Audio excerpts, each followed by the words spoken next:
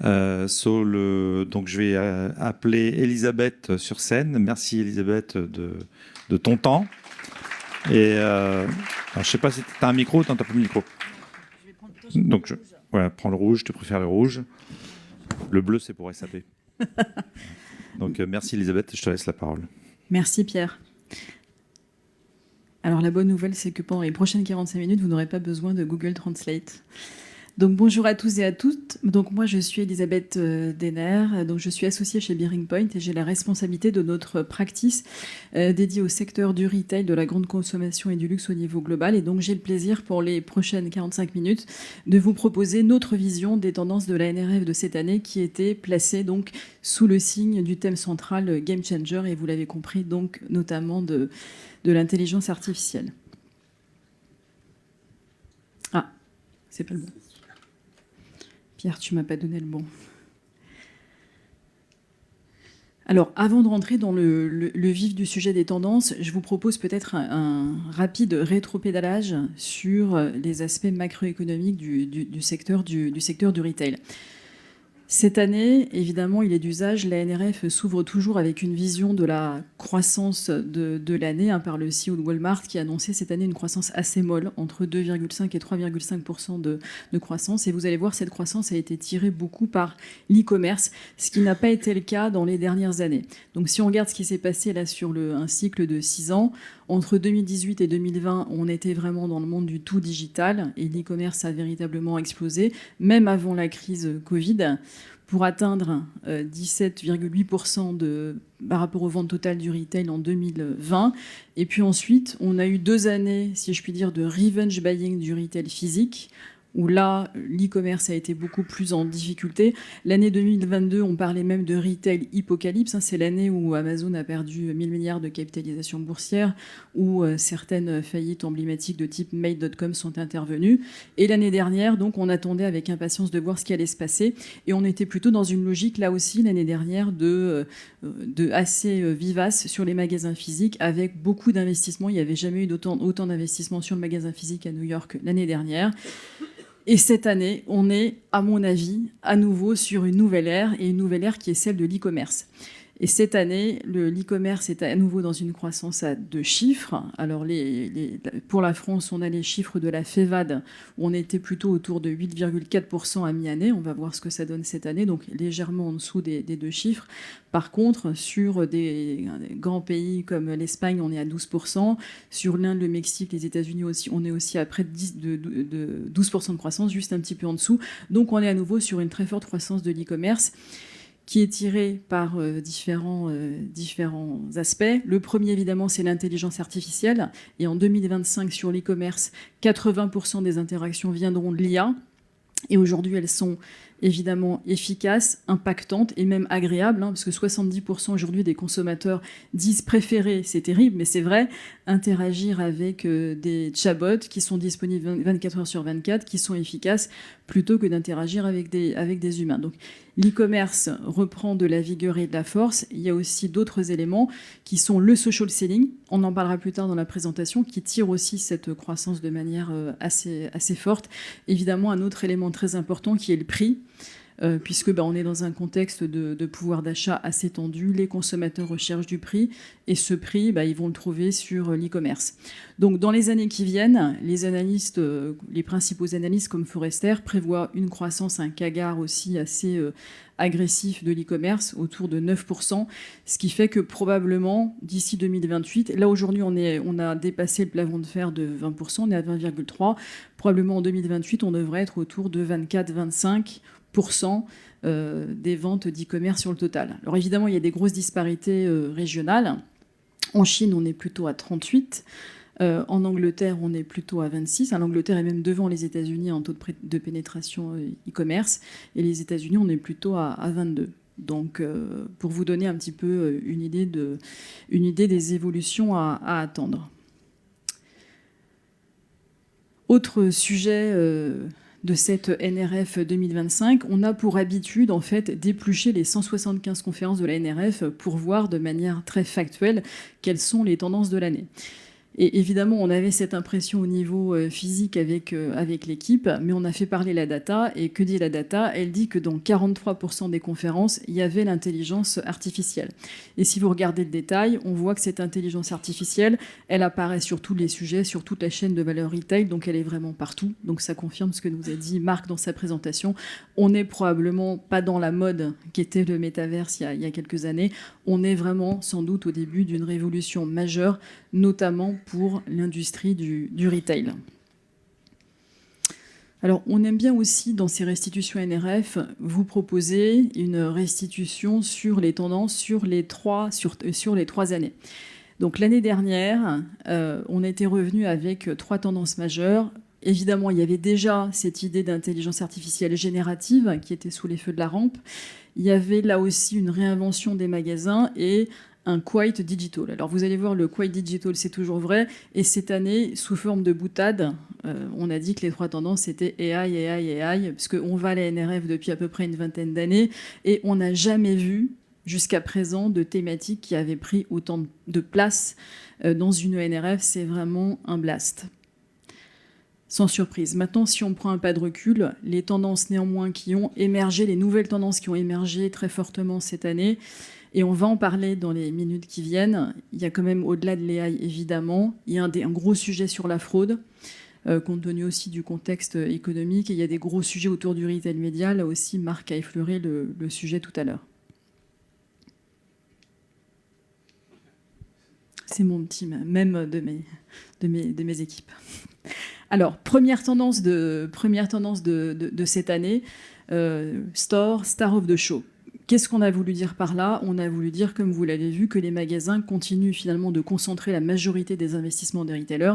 80% du business vient toujours des magasins. Et donc, le magasin reste évidemment extrêmement important dans cet écosystème. Alors, le Graal des stratèges, c'est en fait de travailler sur un avantage compétitif non reproductible. Et finalement, qu'est-ce qu'on retrouve dans le concept de ces magasins? Les retailers ont travaillé sur des avantages compétitifs non reproductibles par rapport à l'e-commerce. Et quels sont ces avantages compétitifs non reproductibles? C'est la connexion émotionnelle avec les clients. Donc, ces nouveaux concepts travaillent beaucoup sur le côté émotionnel, le design, l'ambiance, la théâtralisation des produits. Et là, je vous ai proposé peut-être 5 magasins emblématiques, parmi les 80 que les équipes ont visités cette année, qui sont emblématiques de cette tendance, de cette nouvelle ère du bien-être, le New Era of Wellness. C'était une des conférences d'ailleurs de cette année. Premier magasin, je vais aller assez vite parce que je pense que Franck y reviendra sans doute. Premier magasin, Sabyasachi. Bon, c'est un magasin qui a été créé par un milliardaire, un designer indien, qui est vraiment un magasin magnifique. Donc là, on est vraiment dans les 5 sens. Pour vous donner un exemple concret, pour trouver le parfum du magasin, ils ont testé 150 parfums différents. Donc on est vraiment sur un souci du détail exceptionnel.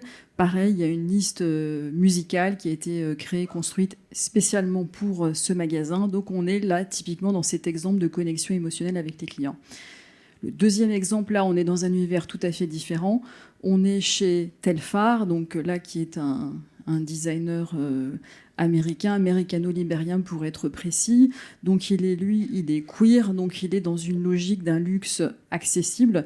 Donc sa marque a été popularisée surtout par rapport à un sac vegan très accessible qui a cartonné aux États-Unis. Toutes les stars américaines, Beyoncé, Selena Gomez l'avaient à peu près, il vaut autour de $250. Et dans son magasin, les clients sont des mannequins. Et donc, vous voyez, il y a plein d'écrans vidéo. Donc là, on est dans cette logique très inclusive de bien-être individuel avec la maximisation d'un contenu généré par les utilisateurs et par les clients. Troisième exemple, Skims. Alors, dans Skims, il y a Kim. C'est la marque de Kim Kardashian. Qui a ouvert son premier magasin à New York et elle est déjà valorisée, sa marque, à $4 milliards. Avec un seul magasin, ça fait rêver, mais enfin bon, elle fait beaucoup beaucoup de ventes sur l'e-commerce. Elle a beaucoup de corners déjà, notamment d'ailleurs à Paris. Là aussi, on est dans une ambiance avec des tons très neutres. Un très beau magasin, très inclusif. Donc là, vous voyez un extrait sur la photo où tout le monde, quelle que soit évidemment sa couleur de peau, quel que soit son poids, sa taille, se sent bien et inclus dans cette marque. Autre exemple très emblématique, Banana Republic, avec un nouveau concept, parce que c'était une marque du groupe Gap aussi en difficulté. Leur nouveau flagship à New York est conçu comme un appartement avec plusieurs pièces. Donc là, on est vraiment dans cette idée de je me sens dans le magasin comme je me sens chez moi. On est vraiment dans cette idée du feel-good très prononcé. Il y a également beaucoup de cachemire accessible où on a cette notion de toucher qui est très présente. Ils ont mis aussi des chèvres avec du cachemire où on peut toucher la matière. Donc là aussi, on est vraiment dans cette logique de connexion émotionnelle et des cinq sens. Et puis, dernier exemple, Cartier. Alors Cartier a un nouveau magasin très intéressant à Soho. Donc là aussi, on a tout ce qu'on trouve dans les magasins de luxe avec la vue, avec des œuvres d'art. Alors comme c'est à Soho, on est plutôt dans du street art. Mais ce qu'on a trouvé très intéressant, c'est que là, dans ce magasin Cartier, ils ont un Chief Hospitality Officer. Et vraiment, cette notion d'hospitalité est devenue très prégnante dans un certain nombre de magasins, et notamment chez Cartier, ils en ont fait une force de ce nouveau concept. Et l'idée, c'est de se dire, il faut que les clients se sentent bien chez nous, et s'ils se sentent bien chez nous, ils achèteront plus. Mais ce n'est pas mon premier objectif. Donc ce magasin est aussi conçu comme un appartement, et il y a tout un étage où les clients VIP peuvent en profiter. Là, ils nous ont raconté qu'ils l'avaient utilisé pour certains de leurs clients VIP pour organiser des fêtes d'anniversaire. Donc, on est un peu loin du business de Cartier. Et donc, c'est vraiment cette notion d'hospitalité qui prédomine. Donc, voilà pour ce premier sujet sur les magasins.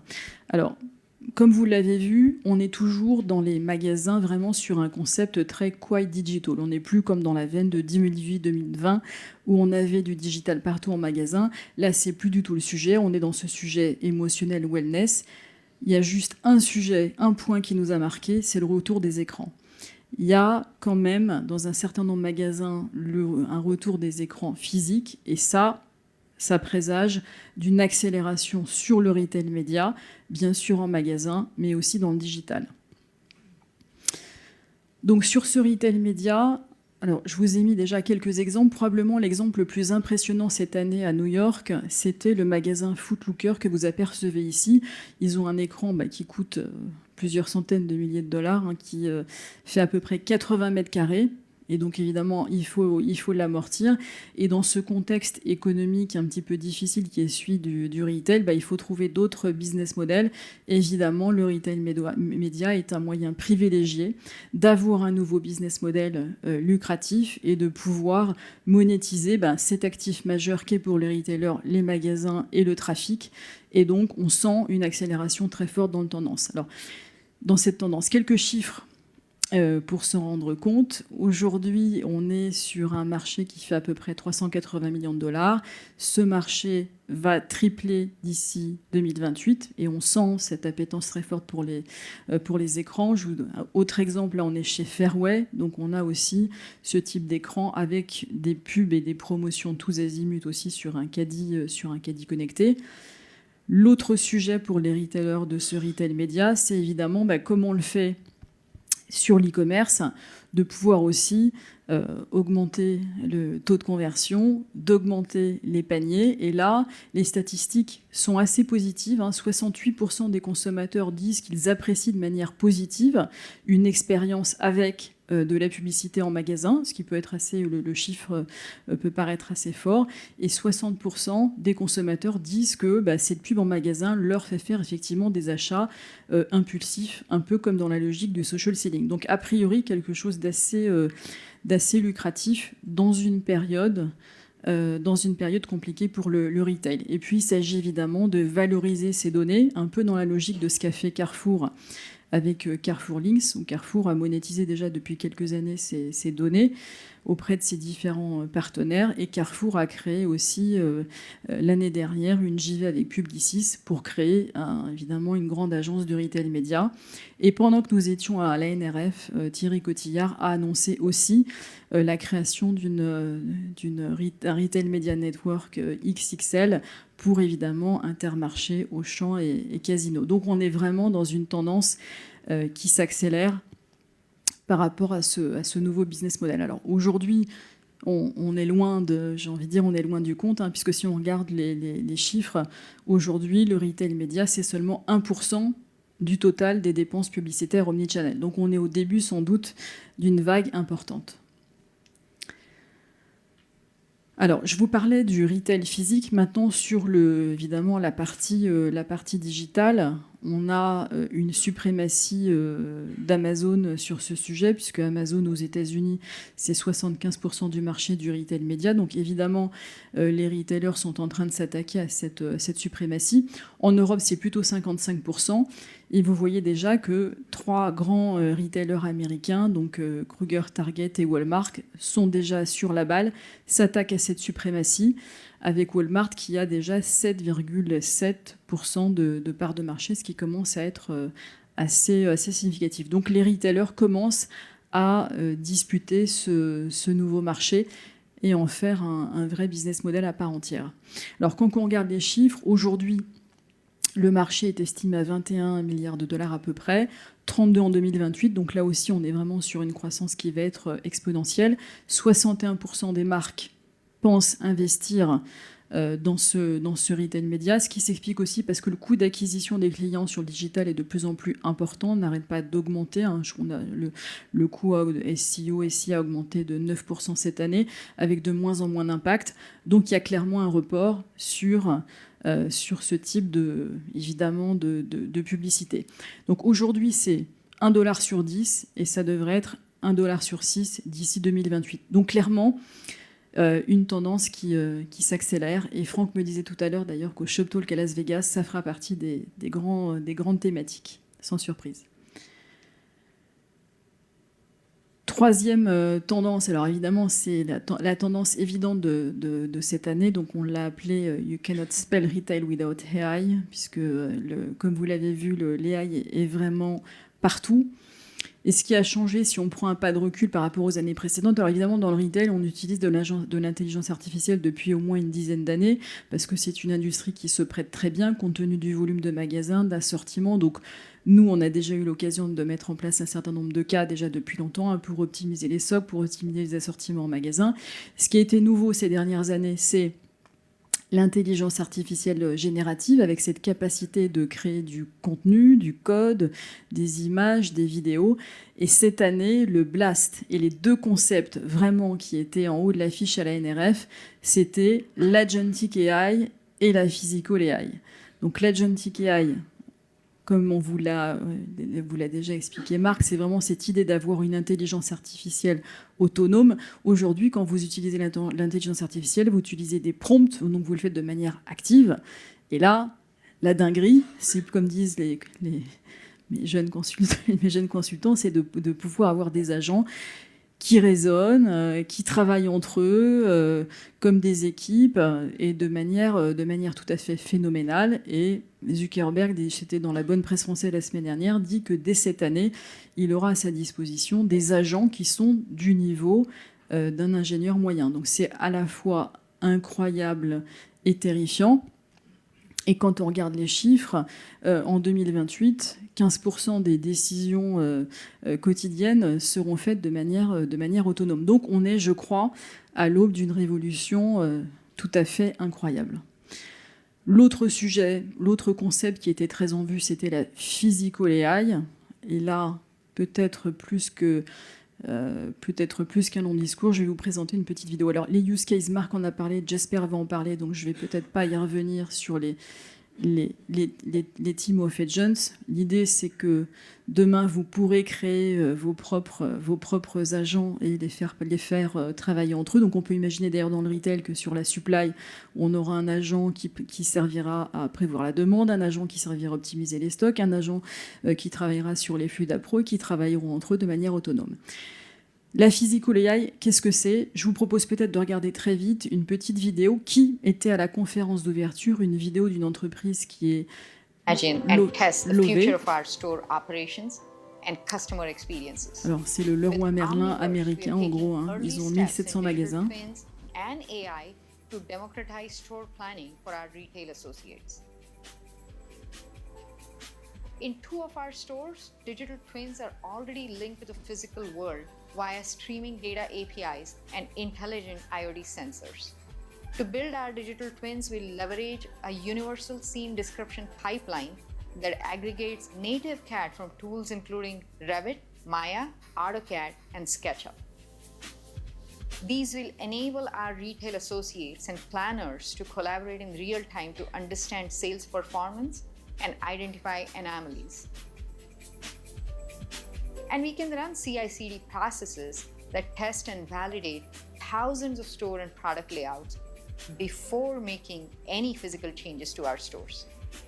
Each variation uses Omniverse microservices to simulate customer traffic flow patterns trained on historical data, shown here as a heat map. In the physical world, these simulations can transform how our associates reconfigure shelves and aisles. Wearing Omniverse connected Magic Leap 2 headsets, they can see and interact with full fidelity digital twin in augmented reality. Magic Leap also uses large AI model for perception streamed from OVX servers to enable accurate object detection and identify occluded products on hard-to-reach shelves. We are excited to be pioneer in digital twins for retail. With Omniverse, we are pulling store data together in ways that have never been possible, creating new means of viewing, sharing, and interacting with that data and giving our associates ultimate superpowers. Donc cette vidéo était dans la conférence d'ouverture de la NRF. Donc qu'est-ce qu'ils ont fait avec de la physical AI? Donc ils ont créé des jumeaux numériques de leurs magasins et de leurs entrepôts. Donc l'intérêt, c'est à la fois de capter la réalité et c'est à la fois de faire des simulations sur du facing, simulations sur du trafic magasin, etc., etc. Alors, je voulais vous faire quand même une petite digression. Alors, SaaS is dead, alors vous noterez le point d'interrogation. Donc, SaaS is dead, c'est une phrase qui a été prononcée par le CEO de Microsoft là, il y a quelques temps, et c'est une phrase qui m'a interpellée et qui a interpellé le marché. Donc, qu'est-ce que ça veut dire, SaaS is dead? Comme vous l'avez vu, finalement, l'idée, c'est de se dire que ces agents, quelque part, vont disrupter les applications business métiers traditionnelles parce que maintenant, l'entreprise, dans une logique de Lego, va pouvoir se créer ses propres agents. Alors évidemment, on peut dire Microsoft n'est pas connu pour être particulièrement fort sur les applications et les ERP, donc c'est sûr qu'ils ont forcément forcé le trait. Néanmoins, force est de constater que certaines fonctionnalités d'applications SaaS pourraient effectivement demain se transformer en agents. Donc si on réfléchit au paysage applicatif demain d'une entreprise de retail, la data platform va prendre un rôle clé, puisque c'est sur cette data platform qu'on va plugger donc des moteurs, des LLM, et c'est sur ces moteurs de LLM qu'on va créer des agents cross-applications qui, évidemment, correspondront parfaitement aux données et aux besoins de l'entreprise. Donc, évidemment, il y aura toujours, heureusement, et quand on travaille avec nos clients sur des migrations S4HANA, on travaille à la fois sur S4, les process, et on travaille à la fois sur la data platform. Mais la leçon clé de la NRF, c'est que si on veut passer à l'échelle sur les cas d'usage, évidemment, d'intelligence artificielle et sur cette agentic AI, il faut réfléchir à ces data platforms. Et pour avoir évidemment des données structurées, il faut des processus structurés et il faut un bon ERP. Mais du coup, demain, il y aura probablement une représentation des systèmes d'information des entreprises en 3 couches, avec les systèmes transactionnels que vous connaissez, les systèmes d'engagement avec les tiers, notamment les clients, et puis les systèmes of insight et cette data platform qui aura un rôle d'orchestrateur majeur demain des systèmes d'information et qui va complètement révolutionner finalement l'interface utilisateur homme-machine. Alors, évidemment, les ERP ne vont pas être disruptés. D'ailleurs, on a fait un petit test, on a demandé à notre intelligence artificielle interne, BearingPoint, est-ce que tu peux nous construire un ERP? Évidemment, la réponse qu'il nous a faite, c'est qu'un ERP, c'était trop compliqué pour des raisons d'auditabilité, de traçabilité, d'évolution. Donc, je pense qu'évidemment, les ERP ont de beaux jours devant eux, mais cette data platform va prendre un rôle clé. Et Jesper, tout à l'heure, va vous présenter la roadmap de SAP, parce qu'évidemment, chaque système, et bien sûr l'ERP, va développer ses propres agents, et l'entreprise pourra, elle, créer des agents cross-application par rapport à ses besoins. Difficile aussi, quand on parle d'AI, de ne pas parler de la guerre de l'intelligence artificielle, qui a fait rage d'ailleurs au moment de la NRF, puisque Donald Trump a annoncé en début d'année son nouveau projet Stargate, qui a vocation à faire des États-Unis le leader mondial de l'intelligence artificielle, avec 500 milliards d'investissements sur 4 ans. Et les Chinois ont annoncé quelques jours plus tard un projet tout à fait opposé avec DeepSeek, une intelligence artificielle open source, frugale, peu chère, qui aurait coûté 5 millions de dollars. Donc on peut se poser la question de ce qui va se passer. Ce que je constate simplement, c'est que l'Europe réfléchit beaucoup à des tas de sujets réglementaires, mais on n'a toujours pas de plan stratégique clair en Europe par rapport à ça en tout cas. Alors, what else? Parce que c'est vrai qu'on avait une certaine frustration dans cette ENRF de ne voir que des sujets AI. Donc on s'est dit, mais est-ce qu'il y a finalement que ça à retenir?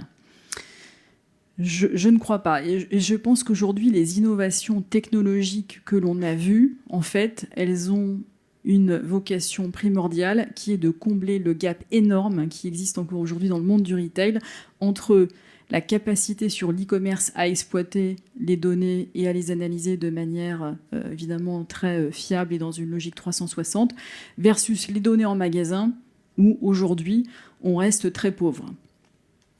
Donc j'ai voulu attirer votre attention sur 3 technologies, en tout cas que les clients auxquels nous les avons présentées ont trouvé très intéressantes. La première, c'est Nextsight. C'est une technologie qui fonctionne à partir des étiquettes et de Bluetooth et qui permet sur cette base-là de capter toutes les données en magasin, donc données de trafic, données de parcours, et qui permettent d'être justement ce chaînon manquant par rapport à l'e-commerce. Il y a d'autres technologies comparables. Une technologie de Retail Next qui, elle, est plutôt basée sur la computer vision, donc là aussi, où je peux analyser toutes les images du magasin et du coup collecter et analyser des données comparables à ce que j'ai sur l'e-commerce. Et un troisième exemple qui est Wavy Analytics, qui est une start-up israélienne qui, elle, va fonctionner avec des émissions radio et qui va sentir les battements cardiaques, les mouvements, les pulsations, et sur cette base-là, en tirer tout un tas de données, et c'est franchement assez étonnant, et nos clients étaient assez bluffés par les capacités offertes par ces nouvelles technologies. Donc, nouvelles possibilités d'analyse de données en magasin qui rejoindront votre data platform du coup pour une analyse 360 des données de vos clients. Donc, New Tech on the Ride pour l'In-Store Analytics. Je pense que c'est aussi ça qu'il faut retenir de cette ENRF. Alors, autre sujet, je vous en ai un petit peu parlé lors de l'introduction. Fraud is the elephant in the room. Alors, pourquoi on a pris cette image? Parce qu'en fait, quand on regarde factuellement, il y avait des conférences sur la fraude, mais pas tant que ça. Mais par contre, dans les couloirs du salon, tout le monde ne parlait que de ça. Et vous allez voir les chiffres, les chiffres le confirment. Et donc du coup c'était un sujet, évidemment dans les conférences, c'est pas un sujet sur lequel les clients aiment communiquer, mais c'est néanmoins un sujet qui est clairement en haut de l'agenda aujourd'hui de tous les retailers, et cette année plus que jamais. Alors pourquoi cette année plus que jamais? Alors quand on regarde les chiffres du retail, en gros les retours, d'ailleurs que ce soit sur le physique ou l'e-commerce, on est à peu près sur 14% de retours. Donc au total, sur le marché américain, ça représente 700 millions de dollars. Sur ces 14% de retour, vous en avez aussi à peu près le même chiffre, 1 sur 7, qui est un retour frauduleux. Et ce retour frauduleux, donc, ça représente sur le marché américain là aussi à peu près 100 millions de dollars. Et ce retour frauduleux, il peut prendre plein de formes différentes. Ça peut être alors ce qu'on appelle le wardrobing, j'achète un produit, je le porte 1 ou 2 fois, je le rends. Ça peut être je vais remplacer un produit neuf par un produit usagé. Ça peut être j'achète un produit de bonne qualité, je le remplace par un faux, etc., etc. Et là, il y a une augmentation massive de ces retours frauduleux de manière dramatique. De la même manière, si on regarde ce qui se passe dans les magasins, il y a une augmentation aussi exponentielle des vols. Et ça, alors à la fois, c'est très visible dans les statistiques. En gros, les vols ont doublé entre 2018 et 2023, avec encore une accélération de 25-26% en 2024. Et en plus, il y a une loi à New York et dans un certain nombre de villes démocrates qui fait que si vous volez moins de $1000 dans un magasin, ce n'est pas considéré comme un délit, c'est considéré comme un larcin. Donc c'est un peu open bar dans les magasins. Et d'ailleurs, quand on a fait un de nos store tours, on a assisté à un vol. Et vous avez, c'est assez surprenant, mais dans certains magasins, des rayons qui sont vides, vous avez des antivols, même dans un Sephora à Manhattan pour des parfums qui valent 80-100 $, vous avez des antivols. Donc c'est assez étonnant. Et effectivement, la plupart de nos clients nous ont dit que cette démarque additionnelle avait augmenté de manière incrémentale et était devenue un problème majeur. Alors, quelle solution envisager par rapport à ça et qu'est-ce qui était proposé par l'ANRF ? Alors, sur la partie e-commerce, il y a notamment une start-up assez intéressante qui s'appelle Yofi, donc on avait déjà vu, mais qui a fait aussi beaucoup de progrès et qui, elle, permet de détecter les comportements frauduleux, à la fois individuels ou collectifs, parce qu'il y a beaucoup de bots sur l'e-commerce, en fait, des robots qui sont impliqués dans ces retours frauduleux. Et Yofi se targue d'avoir à peu près eu un impact d'1,5 milliard de dollars sur les retours. Donc ils ont un vrai tour de main sur les retours e-commerce. A contrario, si on regarde sur les magasins physiques, en gros, il y a 2 stratégies. Il y a la stratégie d'intégrer des nouvelles technologies sur vos systèmes de check-out. Et d'ailleurs, il y a beaucoup de chaînes qui maintenant commencent à revenir en arrière sur le self-checkout compte tenu de cette démarque. Par exemple, Walmart aux États-Unis, maintenant, pour faire du self-checkout, il faut être Walmart+, donc c'est réservé d'une certaine manière à des clients plus loyaux et fiables. Et sinon, donc, soit vous avez des technologies embarquées dans votre système d'encaissement, par exemple Diebels-Nixdorf, c'est un choix qui a été fait par Intermarché, souvent avec du computer vision pour détecter évidemment tout ce qui se passe au moment de l'encaissement. Si vous ne scannez pas un produit, si vous remplacez un GenCode par un autre, si vous remplacez une console de jeu par une boîte de Rigover par une console de jeu, etc., etc. Ou autre stratégie, c'est d'utiliser des best-of-breed, aussi computer vision. Donc il y avait un certain nombre de startups comme C20, qui est une start-up canadienne, pour essayer de lutter contre cette fraude en magasin, donc Computer Vision, qui envoie aussi des images directement à la sécurité ou au personnel du magasin. Et puis, 3e sujet, comme il y a de plus en plus de marchés gris et de fraude, et même d'ailleurs, il y a un point qui nous a étonnés, c'est que Walmart a développé, alors on a des amis d'Hermès, Walmart a développé un Wirkin de manière tout à fait officielle à $78 qui a cartonné. J'avoue que j'étais assez étonnée de ça. Bon, ils l'ont arrêté en janvier, mais n'empêche que sur quelques semaines, ce sac Wirkin a fait le bonheur de Walmart. Mais en tout cas, il y a de plus en plus de marchés gris. Et donc, du coup, nos clients réfléchissent de plus en plus à des technologies de plus en plus intelligentes et invisibles qui permettent de lutter de pouvoir authentifier des produits facilement. Donc, vous avez par exemple FiberTrace, qui est une technologie assez innovante qui permet de mettre des fibres dans du textile pour authentifier des produits. Vous avez une technologie qui se développe qui est de la chaosmétrie pour identifier à partir du grain de sac. Il y a des technologies plus simples comme la NFC qu'on peut mettre par exemple dans les chaussures pour que quand on a un retour, on arrive à identifier plus facilement le produit. Donc la fraude, très gros sujet cette année, mais il existe quelques solutions pour s'en prémunir. Autre sujet très important, le social commerce. Donc là aussi, je vous disais tout à l'heure, c'est pour moi un des vecteurs de croissance importants de l'e-commerce, c'est le social commerce. Et alors, je vous ai mis quelques chiffres pour vous en rendre compte. Déjà, si on regarde le poids du social commerce et son évolution entre 2018 et 2024, on est passé de 5,5% à 19,4%, donc on est quasiment à 20% des ventes e-commerce, donc c'est assez colossal. Ça représente 100 milliards déjà sur le marché américain, et moi, ce qui m'impressionne aussi, c'est évidemment, on est sur des achats addictifs. Donc, sachez que c'est plutôt les Gen Z quand même. Aux États-Unis, c'est 37% des Américains font du social commerce et 71% des Gen Z font du social commerce. En Chine, c'est 82%. Donc, il y a encore de la marge, mais on est clairement dans un phénomène qui s'accélère.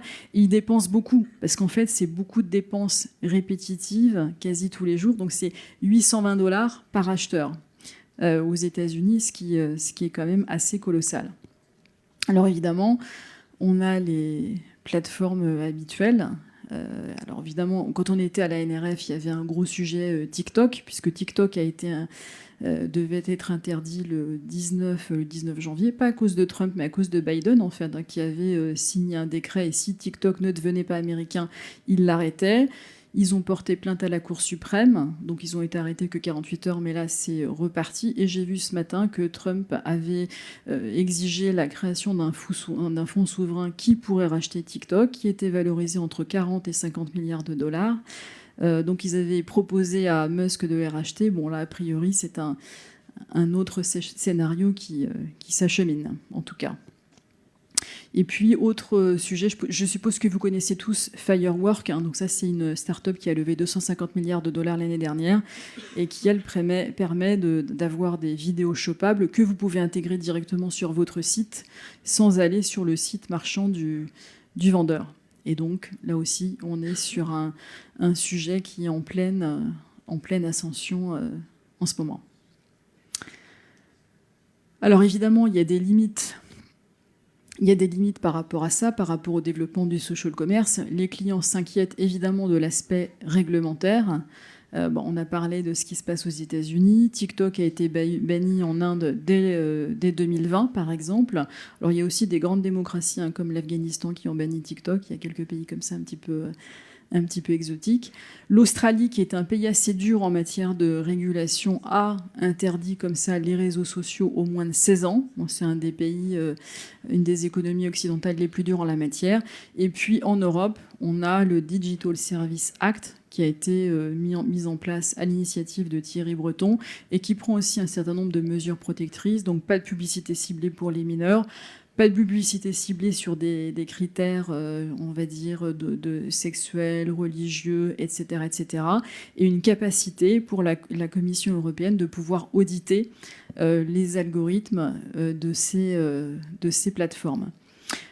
Sujet aussi marquant dans l'actualité, parce que j'ai été appelée par une journaliste la semaine dernière quand Shein en France est devenue la première plateforme devant Vinted. Donc là aussi, je pense que c'est un marqueur d'une très forte accélération de ces sujets-là. Et Philippe Val, le patron de la Poste, avait communiqué sur le fait qu'aujourd'hui, Shein représentait 22% en France des colis. Donc ça nous donne aussi une idée de l'ascension colossale de ces plateformes, évidemment qui sont liées à l'addiction des jeunes. L'OMS dit que 10% des jeunes ados ont une addiction véritable par rapport à ces réseaux sociaux. Mais en tout cas, ça fonctionne, et ce qu'a mis en place l'Union européenne, donc d'avoir des barrières douanières à partir de 150 €, le panier est tellement bas que je suis assez sceptique sur le fait que c'est un véritable impact. L'autre sujet de ces plateformes, c'est évidemment la confiance. Il y avait une conférence de Havaianas qui a fait un partenariat avec Dolce & Gabbana sur TikTok, et il y a eu énormément de contrefaçons, donc les clients du coup étaient un peu perdus. Et du coup, quand on regarde les statistiques aux États-Unis, 43% des utilisateurs de TikTok n'ont jamais acheté, parce que, ils ont peur de donner leurs coordonnées bancaires, ils n'ont pas confiance dans la qualité et l'authentification des produits. Donc, sujet malgré tout compliqué, mais évidemment, ces plateformes sont des plateformes d'achat, mais sont aussi des plateformes politiques. Et sachez par exemple que le hashtag Sustainable Fashion a été utilisé 1 million de fois sur TikTok l'année dernière, ce qui m'amène à notre 7e et dernière tendance, sustainability, pragmatisme versus preaching. Je pense que c'était impossible cette année, en plus avec l'élection de Trump, avec l'actualité que vous connaissez, de ne pas se questionner sur la sustainability. Alors, quand on raisonne sur les tendances, l'année dernière, la RSE, c'était 8% des conférences de la NRF. Là, c'est que 5%. Donc, on voit bien qu'on est quand même sur une tendance un petit peu baissière, en tout cas aux États-Unis. Et là, bon, évidemment, ce qui est intéressant, c'est qu'on a deux philosophies qui s'affrontent. On a une philosophie européenne, incarnée là par Ursula von der Leyen, qui est basée sur une normalisation à outrance. Donc là, je vous ai mis toute une liste d'exemples de principales régulations que vous connaissez.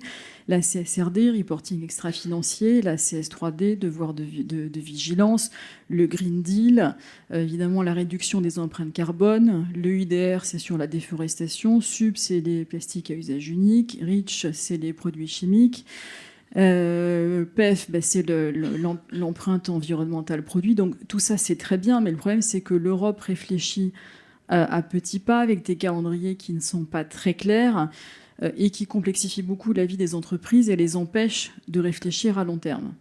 A contrario, on a une philosophie américaine très pragmatique. What is good for planet is good for business. Donc il y a un cadre réglementaire qui est assez léger. Et l'air de rien, si vous regardez les résultats, et contrairement peut-être à ce qu'on nous projette en Europe, si vous regardez la baisse de l'empreinte carbone en Europe entre 2005 et 2020, on est à moins 25, mais les États-Unis ne sont pas nuls. Les États-Unis sont quand même à moins 14. Donc ça aussi, c'est peut-être aussi un biais qu'on a. Donc les États-Unis sont pas nuls, et ils ont quand même... la NRF a mis en avant quelques j'ai envie de dire, exemples pragmatiques de ce qu'est la sustainability à l'américaine. Il y en a 3 qui ont particulièrement retenu notre attention. La première, c'est Arc'teryx. Donc Arc'teryx, c'est une marque de sport, plutôt randonnée, ski, qui appartient au groupe Amersport, qui est le groupe aussi auquel appartient Salomon, qui va bientôt être en bourse à New York. Eux ont un programme très intéressant qui s'appelle Rebird, programme autour de l'économie circulaire, avec du coup toute une logique de réparation, seconde main, seconde vie des vêtements, et ils ont tout un étage entier qui est dédié à ça dans leur flagship de New York. Donc, exemple assez intéressant, et en fait on n'a pas en tête quelque chose d'aussi abouti en Europe, en tout cas dans les magasins physiques. Deuxième exemple, Walmart. Bon, évidemment, Walmart, premier retailer américain. Donc Walmart a créé sa propre marketplace de seconde main, avec déjà un succès assez intéressant. Il y a 15 000 vendeurs, 5 millions de produits, alors que cette plateforme de seconde main n'a été lancée qu'en 2022. Donc c'est bien plus qu'un succès d'estime. Et ils ont aussi mis en place une plateforme ad hoc pour les devices, typiquement vos téléphones portables. Et donc là aussi, vous venez chez Walmart, vous récupérez un voucher. Donc ils ont un impact assez intéressant, et ils ont également un projet gigaton, parce que c'est vrai, comme vous le savez, dans le retail, quand on veut réduire l'empreinte carbone, ce qui est compliqué à maîtriser, c'est le scope 3, celui de vos fournisseurs, et donc Walmart a mis en place tout un programme très pragmatique, efficace, pour accompagner ses fournisseurs dans une réduction de l'empreinte carbone. Et donc pour ceux qui n'ont pas vraiment de tram, ils proposent tout un framework, et ils ont près de 80% de leurs fournisseurs qui sont embarqués dans ce programme. Donc là aussi, un exemple de fonctionnement très pragmatique à l'américaine. Et puis, dernier exemple aussi qui était présenté à la NRF, Ikea. Donc Ikea, ils ont l'objectif d'être net zéro à horizon 2030. Donc ils font à peu près 40 milliards de chiffre d'affaires. Ils ont annoncé 3,2 milliards d'investissements sur la RSE, avec comme ligne directrice notamment un programme de buyback and resell. Donc je peux maintenant, si je le souhaite, ramener mes meubles Ikea qui vont être revendus. Donc ils en ont fait là aussi un nouveau business model. Leur objectif, c'est de ne pas faire de profit. Et ils ont annoncé et confirmé qu'ils avaient réussi à être à l'équilibre. Ce qui n'est pas évident, hein, parce que c'est beaucoup plus compliqué que ce qu'on imagine, notamment au regard d'aspects logistiques. Et puis, autre point intéressant, pour améliorer la durabilité de leurs produits, ils se sont lancés aussi dans des réflexions autour des pièces détachées, justement pour pouvoir aussi améliorer la durée de vie de leurs produits. Donc là aussi, un succès et un programme intéressant. Pour finir, je vous ai donné aussi quelques chiffres d'un observatoire du retail et de la consommation durable que nous venons de conduire pour la première fois au niveau européen. J'ai profité de cette occasion pour vous présenter les chiffres parce qu'ils sont assez étonnants. D'abord, premier chiffre, vous avez aujourd'hui en France quasiment 30% des personnes qui nous disent, dans la dernière année, avoir décidé de faire moins d'achats neufs. Donc on n'avait jamais vu une stat en la matière jusqu'à présent, donc on a trouvé ce chiffre assez incroyable. Deuxième exemple, deuxième chiffre qui nous paraît intéressant, 75% des consommateurs disent qu'ils sont engagés dans au moins des pratiques circulaires. Ça peut être de la location, de la réparation, de l'achat, de la vente seconde main, du don. Donc c'est quelque chose d'assez fort de manière en général en France et en Europe en particulier. Par contre, dernier chiffre et dernier constat, quand on parle du prix et du passage en caisse, là c'est plus compliqué, on est toujours dans la schizophrénie citoyen-consommateur. Il n'y a que 24% des consommateurs en France qui sont prêts à payer plus de 10% pour un produit s'il est considéré comme étant, entre guillemets, sustainable. Donc pas facile de trouver un modèle business équilibré entre évidemment le prix et la RSE. C'est là toute la difficulté de l'équation. Voilà, pour finir, il me reste 1 minute 50, ça va. Donc pour finir, un petit récap des 7 tendances telles qu'on les a ressenties et telles que je vous les ai présentées. Et puis, en guise de conclusion, je voulais vous proposer un pas de recul pour, évidemment, le thème central, c'était Game Changer. Est-ce que cette ENRF, c'était vraiment un Game Changer? Et je l'ai formulé autour de 4 questions. Alors, il y a un vrai game changer cette année parce qu'il y a un vrai changement de paradigme puisque l'e-commerce repart sur un cycle de croissance très favorable. Et ça, c'est un vrai changement par rapport au cycle pluriannuel que je vous ai présenté. Deuxième question clé, est-ce que l'élection de Trump va être un game changer sur le retail? Alors, c'est une question importante parce que c'est le premier moteur aux États-Unis, en Europe aussi. Le retail, comme vous le savez sans doute, c'est le premier moteur de l'économie. C'est 30 millions d'emplois, 5,5 millions d'entreprises. Et là, on a senti dans les conférences des différents banquiers une angoisse finalement par rapport à l'élection de Trump qu'on ne sentait pas en Europe. Pourquoi? Parce que la hausse des droits de douane, qu'il a commencé d'ailleurs à faire, a un impact estimé de plus de 600 milliards de dollars qu'il va falloir répercuter sur les prix des produits américains, donc risque de relancer l'inflation. Tout ça s'est couplé aussi par une politique, une politique migratoire aussi complexe, parce que s'il y a un arrêt de l'immigration aux États-Unis, les entrepreneurs s'inquiètent parce qu'il y aura évidemment moins de main-d'œuvre low cost, et donc là aussi, risque d'impact sur les prix, risque de reprise de l'inflation. Donc on a senti les banquiers américains beaucoup moins optimistes que ce qu'on avait pu imaginer. Donc il y a ce risque-là qui reste réel pour l'économie américaine. Troisième question clé, évidemment, moi je suis convaincue qu'on n'est pas dans une mode, mais qu'on est vraiment dans un game changer et une disruption majeure. Comme le disait Marc, on est au début d'un cycle de 5-10 ans de disruption colossale.